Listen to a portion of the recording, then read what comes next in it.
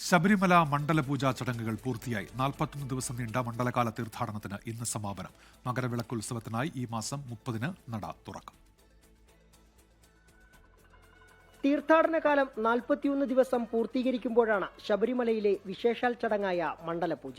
ഇന്ന് രാവിലെ 10:10-നും 11:30-നും മധ്യേ തന്ത്രി കണ്ഠരര് മഹേഷ് മോഹനരുടെയും മേൽശാന്തി ഇ ഡി പ്രസാദ് നമ്പൂതിരിയുടെയും കാർമ്മികത്വത്തിലായിരുന്നു മണ്ഡലപൂജ. 11 മണിയോടെ പൂജകൾ പൂർത്തിയാക്കി ദീപാരാധന.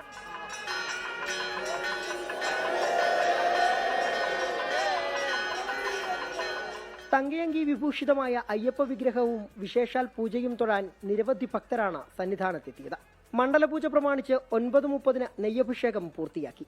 മണ്ഡലപൂജയ്ക്ക് ശേഷം 1 മണിവരെ ദർശനം. ദീപാരാധന കഴിയും വരെ തങ്കയങ്കി ചാർത്തിയുള്ള അയ്യപ്പ വിഗ്രഹം ഭക്തർക്ക് ദർശിക്കാം. രാത്രി 10 മണിക്ക് ഹരിവരാസനം പാടി നടയടച്ചാൽ മകരവിളക്ക് തീർത്ഥാടനത്തിന് തുടക്കം കുറിച്ച് ഈ മാസം 30-ന് വൈകിട്ട് 5 മണിക്കാകും നട തുറക്കുക. ഇന്ന് രാത്രി ഹരിവരാസനം കേട്ടുറങ്ങുന്ന അയ്യപ്പന് പിന്നെ 3 നാൾ യോഗനിദ്ര. 3-ാം നാൾ ശബരിമലയിൽ നട തുറക്കുമ്പോൾ ഈ മലമുകളിൽ മകരവിളക്കുത്സവത്തിന്റെ ശരണം വിളികൾ മുഴങ്ങുകയായി.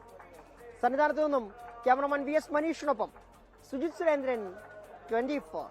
ലോകത്തെവിടെയായാലും ഏത് സമയത്തും 24 വാർത്തകളും ഓഗ്മെന്റഡ് റിയാലിറ്റി പാക്കേജുകളും എക്സ്പ്ലെയിനറുകളും വിശദമായി കാണാൻ ഞങ്ങളുടെ യൂട്യൂബ് ചാനൽ നിങ്ങൾക്ക് സബ്സ്ക്രൈബ് ചെയ്യാം.